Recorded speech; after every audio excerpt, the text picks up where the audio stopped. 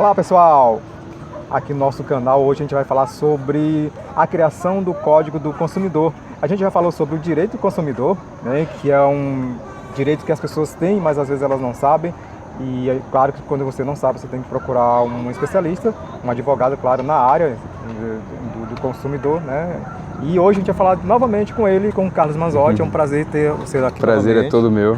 E a gente vai falar hoje sobre a criação do Código do Consumidor, né? A gente vai falar um pouquinho como que foi criado, né? E da outra vez, na próxima vez que a gente for gravar, a gente vai falar também sobre o direito do consumidor, dúvidas que às vezes as pessoas têm, que uma vez eu conversando com ele, tirei uma dúvida que aí eu nem pensava assim, que isso poderia gerar um tema, e na verdade vai gerar um tema. Vai gerar um tema, que é um tema muito bom. Pois é, mas a gente vai falar hoje sobre a criação do Código do Consumidor. Como é que foi criado o Código do Consumidor? Isso, vamos lá. Oi, tudo bem? Sempre é uma alegria, Antônio, eu gosto muito de participar, eu acho muito importante ter esses momentos em que o conhecimento pode ser levado em massa e por meio das redes sociais, por meio dos veículos de comunicação. É sempre muito bom participar. Para falar do Código Consumidor, eu vou voltar até um pouquinho mais atrás para falar um pouco do histórico da construção do que é a proteção ao consumidor.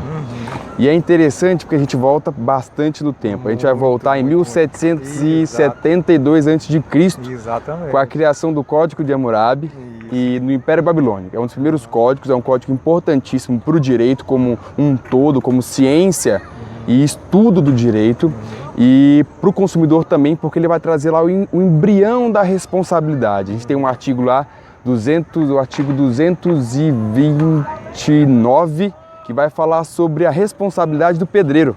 Olha que interessante. Aquela época eles já pensavam nessa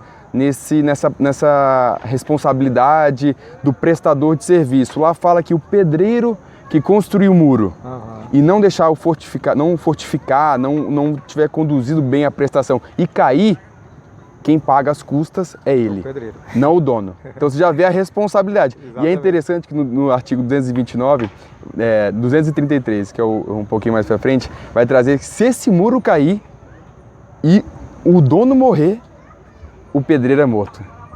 É porque assim, você já observa que é uma responsabilidade um pouco maior. Lá a gente tem a construção do olho por olho, dente por dente. Isso. Então, matou, morreu. A gente, graças a Deus, a gente não tem mais pena de morte.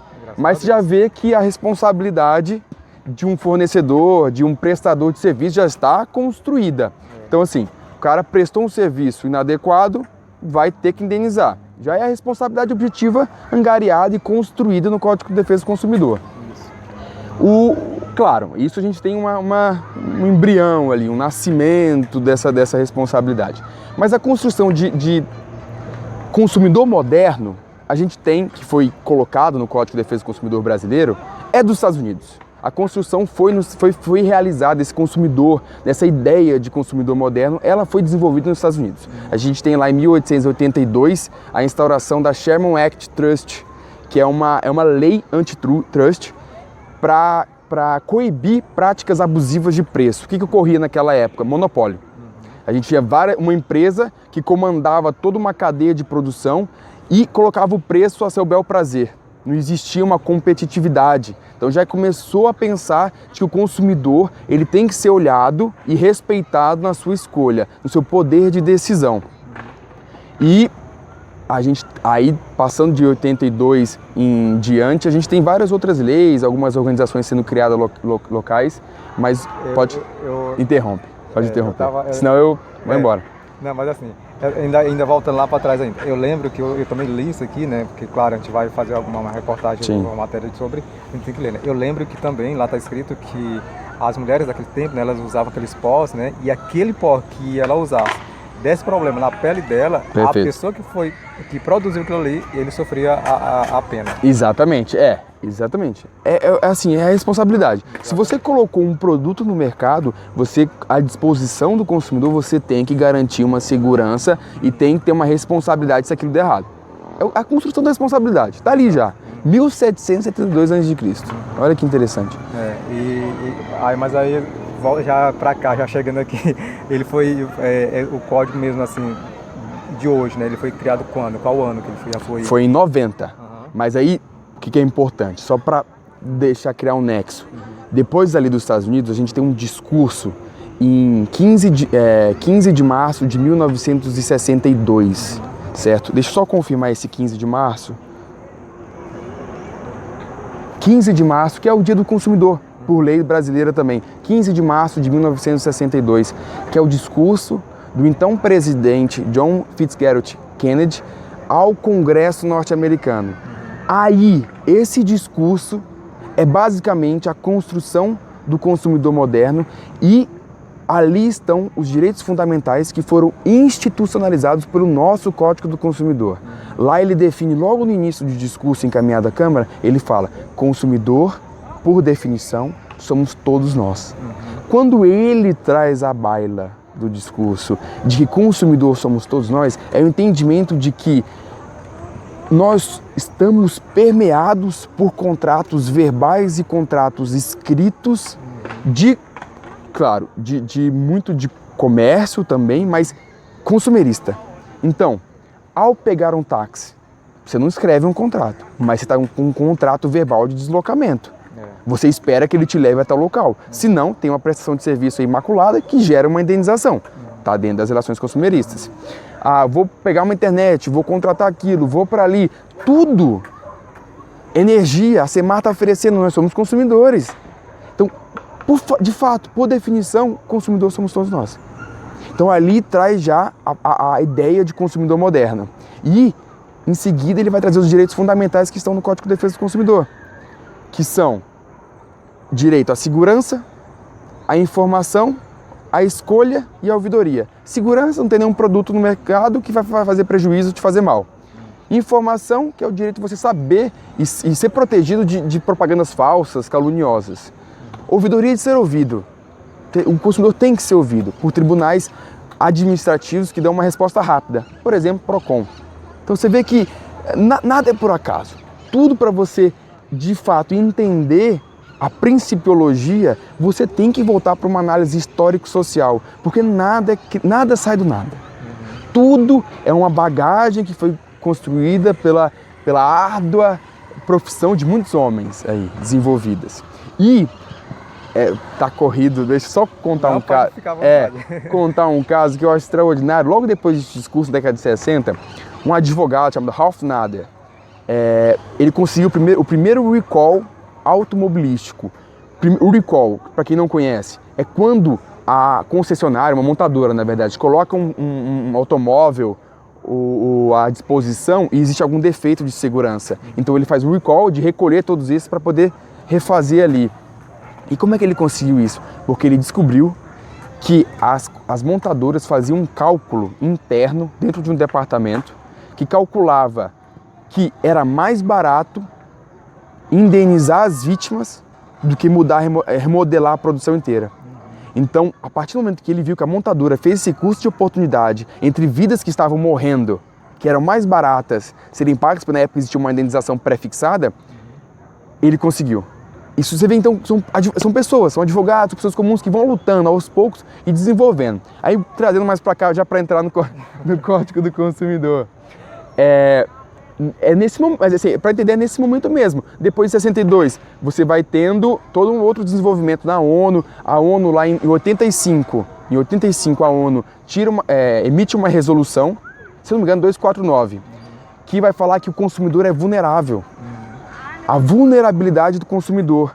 Pior que é verdade. Artigo 6º do nosso Código de Defesa do Consumidor.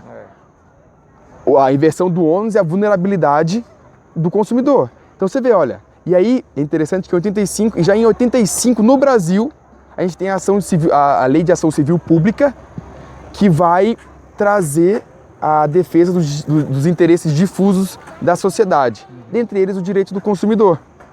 85 para 90, quando a gente tem a instauração, de 85, a Lei de Ação Civil Pública. Em 88, nossa Constituição Federal. Aí, nossa Constituição Federal traz lá no seu artigo 32 que o Estado terá que promover dispor uma lei sobre direito do consumidor.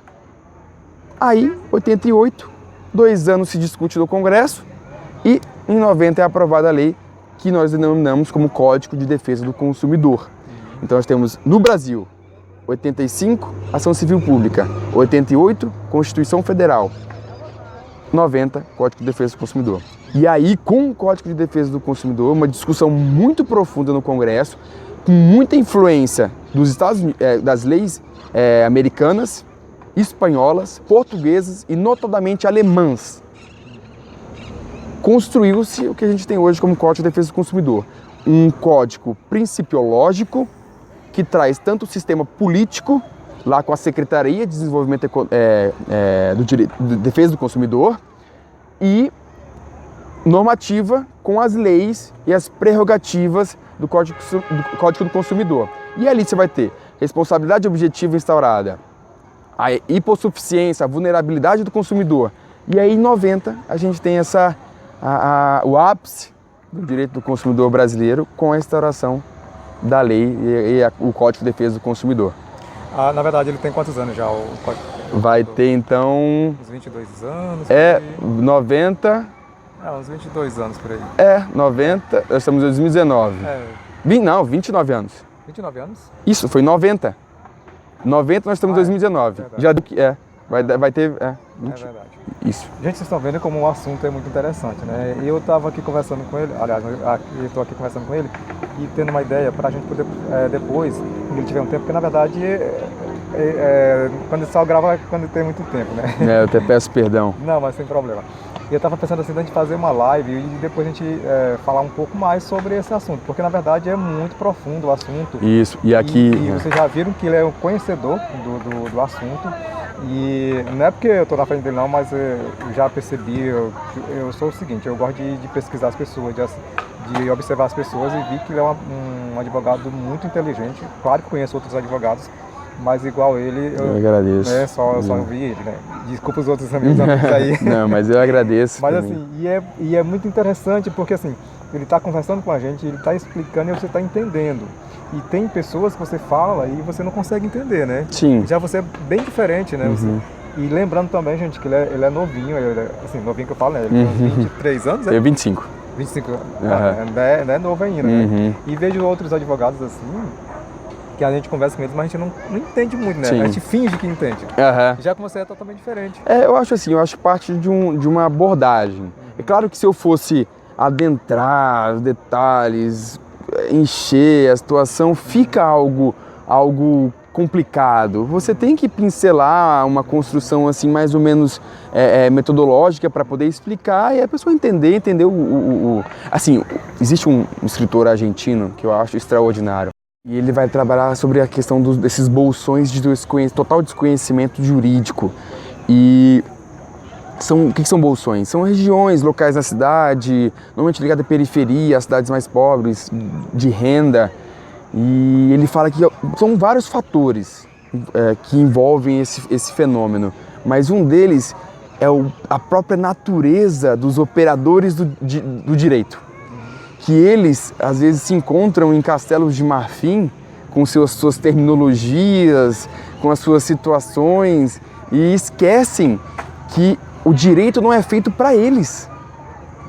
O direito é feito para pessoas, para os cidadãos normais, para você, para mim, para quem está ali comprando um carro, para quem está ali resolvendo uma situação na prefeitura. O direito é feito para essas pessoas, não para quem opera. Entendeu? Então eles têm que entender isso, eles têm que compreender essa situação. Claro que isso não pode partir também para uma flexibilidade absoluta ou uma falta de cuidado, de curadoria do direito. Mas a gente tem que entender que quem utiliza isso no fim são pessoas, e elas têm que entender o que estão fazendo. Se eles não entendem, tem alguma coisa errada. Gente, só falando para vocês estão vendo aqui, né? A gente está gravando aqui num parque, é o parque aqui da cidade, chamado Parque Centenário de Balsas, aqui no Maranhão. E vocês estão vendo barulhos assim, são pessoas jogando, pessoas andando de patins, de skate, bicicletas, né? Isso aí. Ainda bem que não tem muita gente aqui atrás. Estão ali para frente, na nossa frente ali. Mas assim, vocês estão vendo esse barulho aí, quem está no parque, está num local bem aberto. A gente quis gravar num local assim. Sim. E como eu ia falar para vocês, eu não falei, né? A gente vai fazer uma live, né? Pra gente fazer Vamos? né? Pra gente falar um pouco mais. Isso. Porque na live é bom, porque aí as pessoas vão estar participando, né? Perfeito. Tirando dúvidas, Uhum. né? Isso é muito importante. Mas depois isso é pra frente. Beleza. Como o tempo tá, né? Apertado já. Tá A ótimo. gente vai. Já deu bastante. A Já gente falei vai demais. encerrar por aqui, É. mas é a vontade a gente que tem de ficar aqui conversando e ouvindo ele, porque na verdade as explicações dele é muito interessante e principalmente para nós consumidores, claro que todos nós somos consumidores, né? Mas é muito importante nós consumidores sabermos nossos direitos, né? Quando se for numa loja ou em qualquer outro local de estabelecimento, você saber o seu direito, porque já aconteceu comigo uma vez, uma pessoa querer falar certas coisas, só que como eu conheço o meu direito como consumidor, eu cheguei para ele e falei, olha, você tem o seu direito e eu tenho o meu. Você tem o seu direito como vendedor e eu tenho o meu direito como consumidor. Então você não pode falar essas coisas que você está falando para mim, né? E aí ele... É isso aí. Mas você precisa saber dos seus direitos. E principalmente, que eu sempre digo, lembrem, vocês têm uma arma poderosíssima na mão que é o celular. Ele grava tudo. Verdade. Então não esqueçam, numa situação complicada, às vezes abaixar um pouco a emoção, não usar de palavra, não usar de... Isso não adianta, isso não resolve o problema. Mas pega um celular e grava para você ver o poder da prova na mão. Então façam isso. Pois é. Bom, gente, a gente vai ficando por aqui. Muito obrigado por você estar aí curtindo nossos vídeos. A gente agradece muito de coração a cada um de vocês. E agradecendo aqui o Carlos Manzotti. Imagina, eu que agradeço o convite, para mim é sempre uma alegria. Também, ó, se vocês assistirem o vídeo e olharem ali e tiverem alguma dúvida, perguntem, mandem uma pergunta que eu respondo. E se acharem algum erro também, que eu posso ter falado alguma besteira aí, falado alguma data errada, mandem também, vamos interagir. Vamos lá, o que importa é a interação. Conversamos aqui. É e isso a gente aí. está fazendo isso aqui justamente para vocês, né, que são nossos seguidores, e a gente agradece de coração cada um de vocês. E esse vídeo a gente vai também subir para o Facebook, também um pouquinho para o Instagram, né, que sabe que o Instagram é meio complicadinho, né? Mas a gente vai subir também para o Instagram. Muito obrigado. Eu que agradeço. E a gente vai ficando por aqui. Até mais. Até mais.